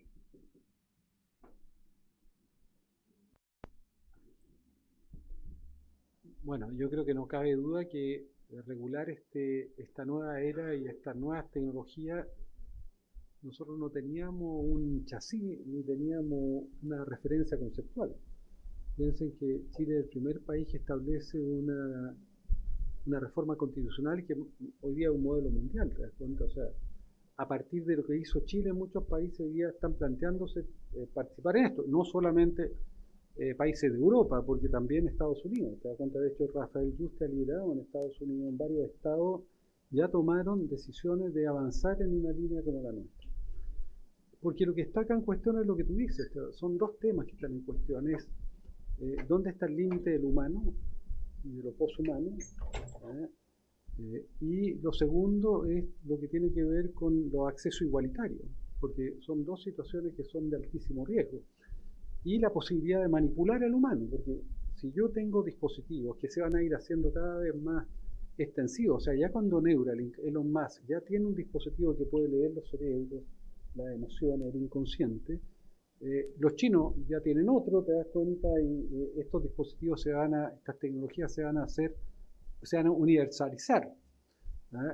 Y tú en la historia de la humanidad has intentado generar regulaciones frente a tecnología que eran mucho menos riesgosa eventualmente en su manejo, incluso la energía nuclear. O sea, no cualquiera puede hacer una bomba nuclear y lo estamos viendo hoy día, te das cuenta, hay una regulación. O sea, yo creo que estas tecnologías tienen que tener una regulación, pero no para impedirla, sino para ponerle un foco.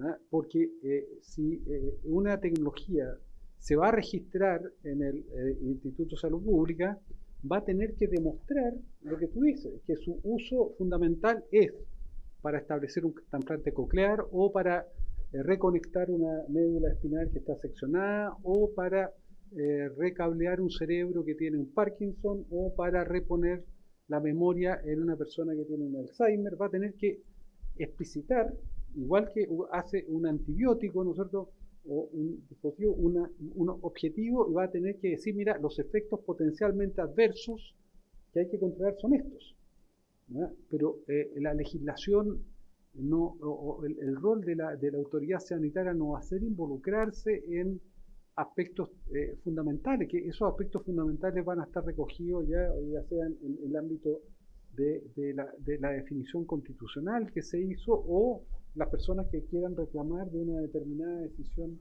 de una autoridad a los tribunales de justicia. Yo les quiero poner un ejemplo. Yo usé el casco de Motiv.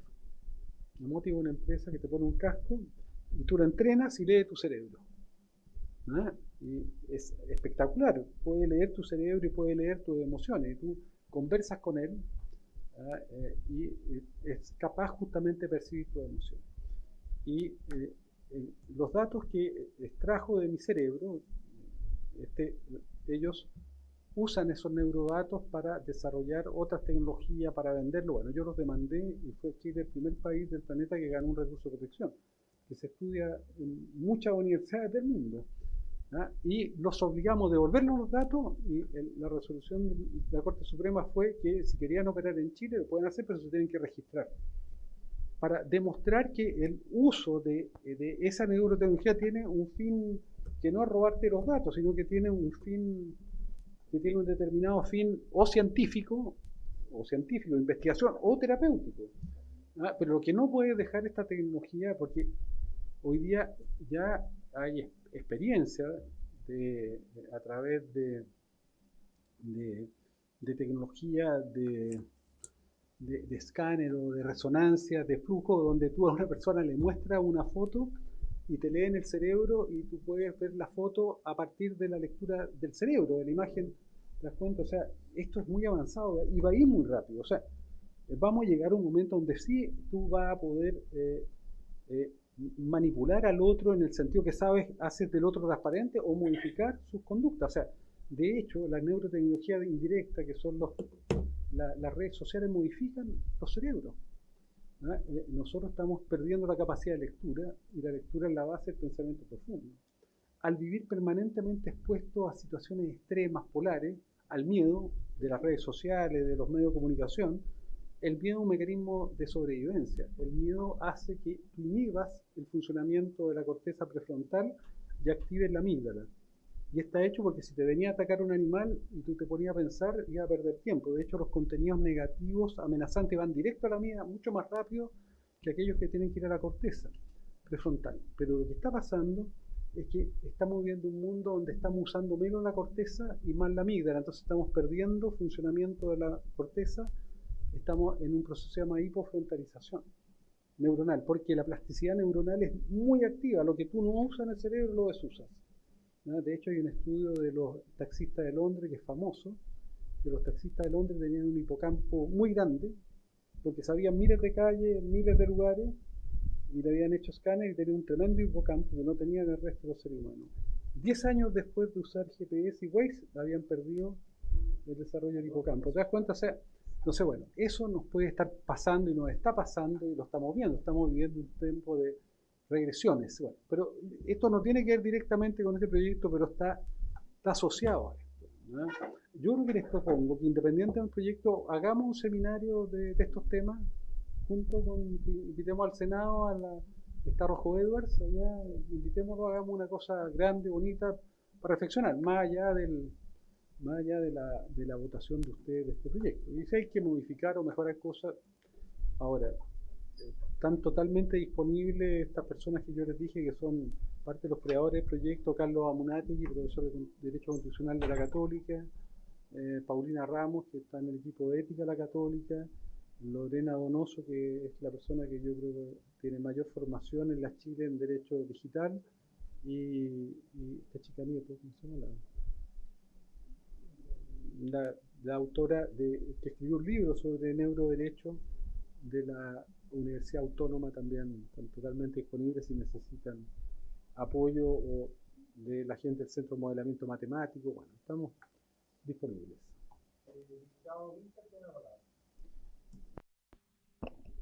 Muchas gracias, presidente. Quisiera agradecer a los autores del proyecto por estar el día de hoy. Creo que es tremendamente importante que avancemos en esta materia. Quería hacerle una pregunta sobre el funcionamiento del proyecto mismo, pero que son preguntas que están en el derecho desde hace miles de años, pero creo que atañen a lo que estamos aquí viendo. ¿Qué pasa cuando dos hipótesis se me ocurren? Cuando el consentimiento se otorga sin que las personas que lo otorgan tengan la capacidad de comprender la profundidad o las consecuencias de la entrega, por ejemplo, voy a poner una hipótesis para trabajar con ella, de la entrega de datos neuronales o datos que produce mi cerebro,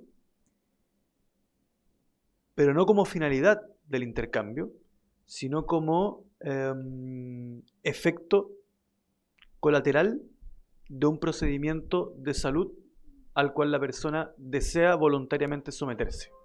Es decir, usted me realiza un procedimiento de salud que yo necesito y que además no hay nadie más en el mundo que lo haga que usted, del cual, pongámosle, depende mi vida, pero usted además va a registrar todos los datos que produce mi cerebro y se los va a quedar y le va a dar el uso que usted quiera. Mi primera pregunta es, ¿qué pasa con el consentimiento? Que es un tema que para quienes son abogados no tiene nada del futuro, sino que más bien los abogados llevamos al menos 3000 años discutiendo, al menos digo por poner una fecha, discutiendo cómo se produce, cuándo se produce y cómo se vicia el consentimiento en los intercambios entre personas. Y en segundo lugar, también respecto al consentimiento, no solo qué pasa si la persona no tiene la capacidad de comprender la magnitud de aquello que está accediendo, sino si es que podríamos, desde el legislador, interponernos entre las dos personas o las dos partes que concurren con su consentimiento, cuando consideramos que, dada la situación de menoscabo de quien requiere un procedimiento de salud, se ve, comillas, en la obligación de acceder a la entrega de algún tipo de dato neuronal porque no tiene más alternativa que eso o tener consecuencias en su salud. Que insisto, el objeto del que estamos hablando es nuevo, pero el tema de cuando alguien está obligado a acceder a un intercambio no tiene nada de nuevo para el legislador. Tanto así que hipótesis como los que son abogados, la lesión enorme, digamos, están en nuestro derecho desde Roma, digamos.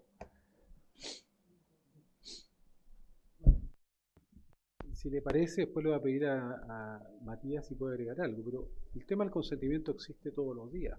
No sé cuántas veces hemos recibido o hemos querido, por ejemplo, tener una nueva aplicación en redes sociales y tienes que leer, si es que lo hace, no sé, por 10 páginas y después, sin tener una simetría de información, decir, oye, estoy de acuerdo, lo acepto.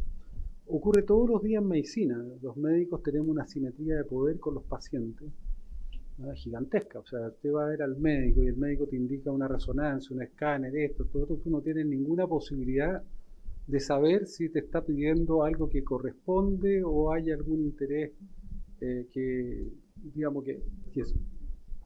Está bien, pero igual. Entonces, lo que nosotros hicimos acá son dos elementos que puede que sean insuficientes, pero yo creo que se podría a lo mejor mejorar. El artículo 4 del proyecto dice que el consentimiento tiene que ser libre, previo, informado, el cual deberá entregarse de forma expresa, explícita, específica.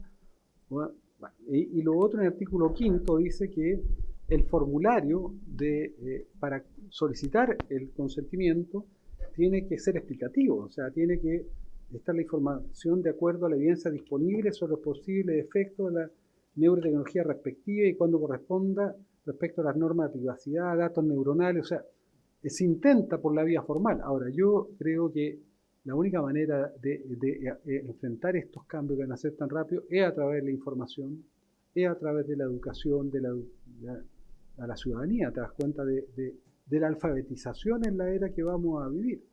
Pero yo creo que este es un problema que plantea Gonzalo, que yo creo que es muy pertinente, te das cuenta, porque aquí lo que viene es una asimetría de información. Les quiero decir que las personas que desarrollan inteligencia generativa no saben cómo funciona la inteligencia generativa. Es decir, es un proceso emergente de la complejidad de las redes neuronales artificiales, pero hay mucha duda y discusión de cuáles son los procesos que están ocurriendo a nivel algorítmico. ¿Te das cuenta? O sea, tenemos una diferencia. Sabemos que hay inteligencia artificial, agentes que están dialogando entre ellos, que los seres humanos no están entendiendo. O sea, se están generando procesos, ¿no?, que son relevantes de asimetría de información respecto a lo que va a tener la inteligencia artificial respecto a los humanos que usamos la inteligencia artificial.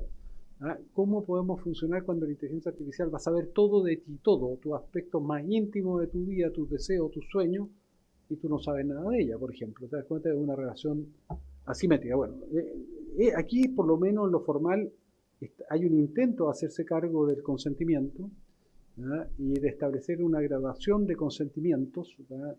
También el Estado tiene que regular esto, tiene que regular que a lo mejor hay neurotecnologías que por el hecho de considerarse que pueden ser extremadamente nocivas, seguramente podrán tener un estándar de uso que va a ser mucho más regulado, más exigente. Yo siempre digo, no cualquiera se puede hacer un cambio de corazón porque quiere tener un corazón más joven, o nadie puede decidir ponerse un marcapaso porque quiere nomás, ¿te das cuenta? Bueno, acá yo creo que esto abre preguntas que creo que son muy, muy interesantes para este proyecto y para otros. Gracias. Sí, había pedido además el diputado Montalva la palabra y después le vamos a dar a Matías la palabra.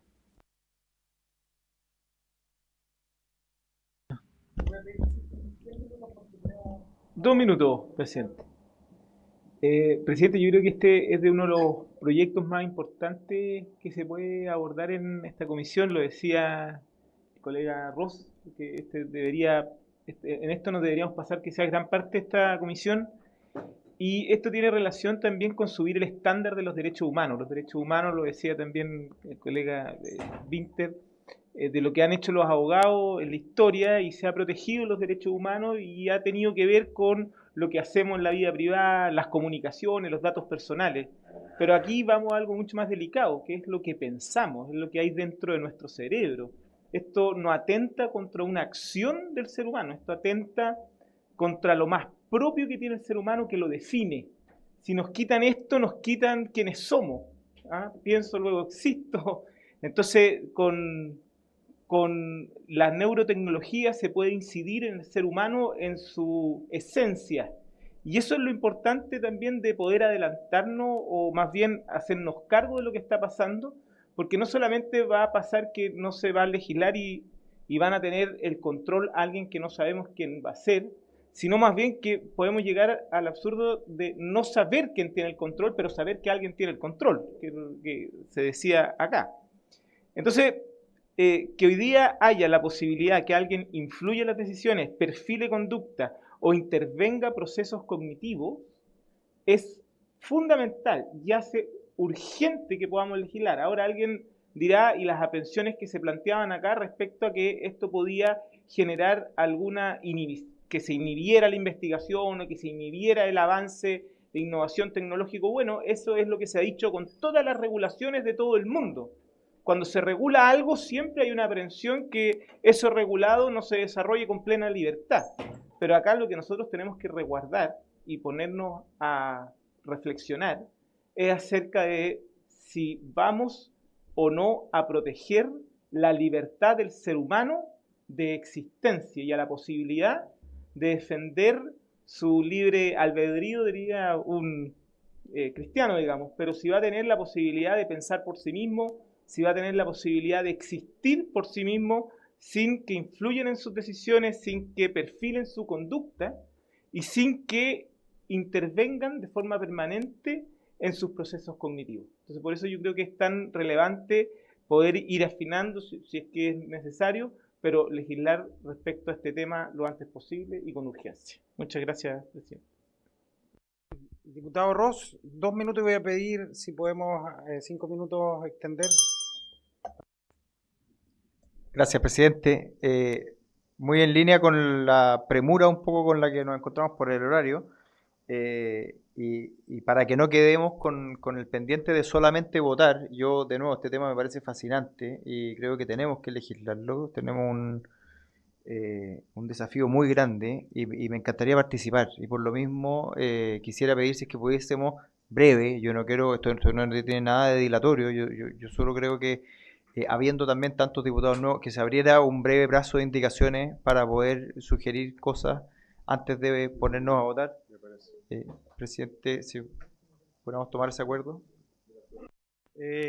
Para poder tomar ese tipo de acuerdos, como este proyecto ya es un proyecto que, si bien nosotros estamos prácticamente todos conociéndolo en primera instancia, un proyecto que la institución tiene un tiempo indistintamente de la variación de los parlamentarios. Por tanto, para poder tomar ese tipo de acuerdos se requiere de la unanimidad de los miembros, porque tenemos que hacer una modificación, lo mismo que para poder escuchar a alguna persona. ¿Nosotros tenemos unanimidad para esto?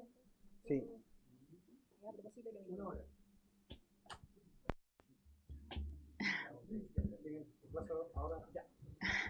No, presidente, o sea, teniendo en consideración eso, yo entiendo que los diputados, ¿cierto?, están ahora revisando el proyecto de ley, no quiero ser desconsiderada con esa situación, sin embargo, todos los parlamentarios tienen la posibilidad de presentar indicación, inclusive mientras estamos en votación. Yo sé que para la secretaria esto es un problema,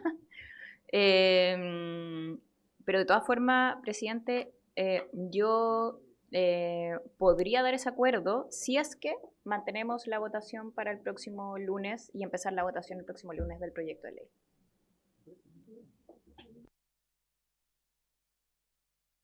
A ver, ¿les parece? Entonces el lunes en la mañana va a ser trabajo para la Secretaría el lunes en la mañana recibir, pero plazo hasta el lunes en la mañana para las indicaciones, hasta las 11 de la mañana.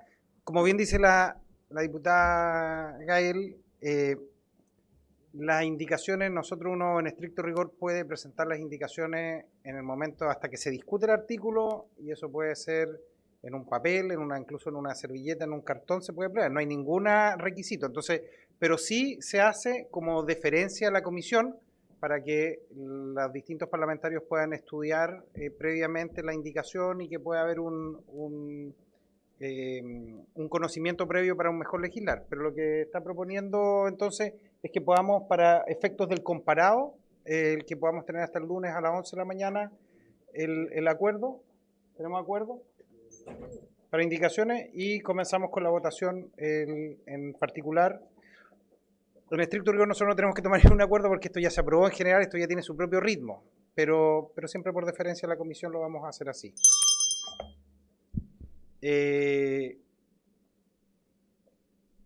Creo que no vamos a alcanzar a escuchar a Matías porque tenemos 3 minutos simplemente para poder ir a la sala, pero yo quiero agradecerle la presencia del ex senador y ex parlamentario Guido Girardi. Creo que el trabajo que realiza la Fundación del Futuro, la Fundación del Congreso para el Futuro, es un trabajo que evidentemente a nosotros debería ser una hoja de ruta y debería efectivamente poder entregarnos un insumo, y deberíamos tener un trabajo más constante porque es un lugar donde hay mucho pensamiento, hay muchas ideas, y yo creo que sería importante también poder tener alguna conversación quizás de manera fuera de la comisión, también para poder guiarnos, porque vamos a despachar este proyecto y no tenemos agenda legislativa por delante porque el Ejecutivo aún no ha manifestado si van a existir proyectos de ley de iniciativa del Ejecutivo, tampoco hay mociones parlamentarias presentadas por los parlamentarios, y quizás una orientación también respecto de cuáles pudiesen ser algunas prioridades.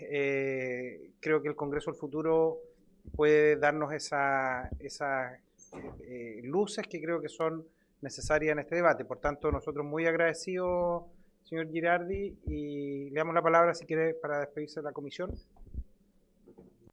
Gracias, pero más bien queremos poner a disposición el Congreso Futuro, Proyecta Chile, el Congreso Futuro de niños, de jóvenes, que hacemos, que ustedes se incorporen más en sus regiones también y territorios a los que correspondan.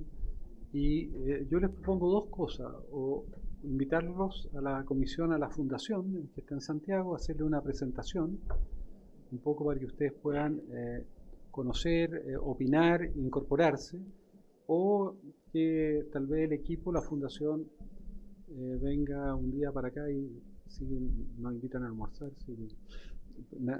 No, pero podemos venir para acá y hacer una presentación y una discusión de cómo la Cámara de Diputados juega un rol más activo. ¿Te das cuenta? El Senado tiene un chasis. De hecho, cuando creamos la Comisión de Desafío Futuro en el año 2011, creamos un chasis paralelo. Es decir, esa comisión es la única comisión que tiene un presupuesto propio, que tiene 7 funcionarios que apoyan estos temas, que apoyan el desarrollo del Congreso Futuro, o sea, que llevan la información, que le entregan la información al resto de los senadores y senadoras, ¿te das cuenta? Por lo tanto, eso hace que pueda funcionar. En el Senado no hay ningún senador que pueda decir, oye, a mí no me avisaron, porque tienen una institucionalidad dentro del Senado que se encarga de avisarle, de contactarlo, decirle, mira, el Congreso Futuro va a estar en Atacama, va a estar allá, va a estar acá.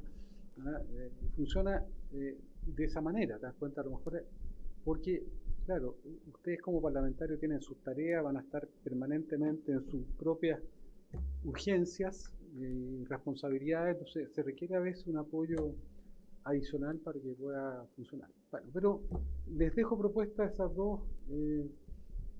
dos alternativas, o que vayan ustedes a la fundación, o podemos traer al equipo ejecutivo de la fundación que les haga una presentación más extensa. ¿Ya? Habiéndose cumplido el objeto de esta sesión, se levanta.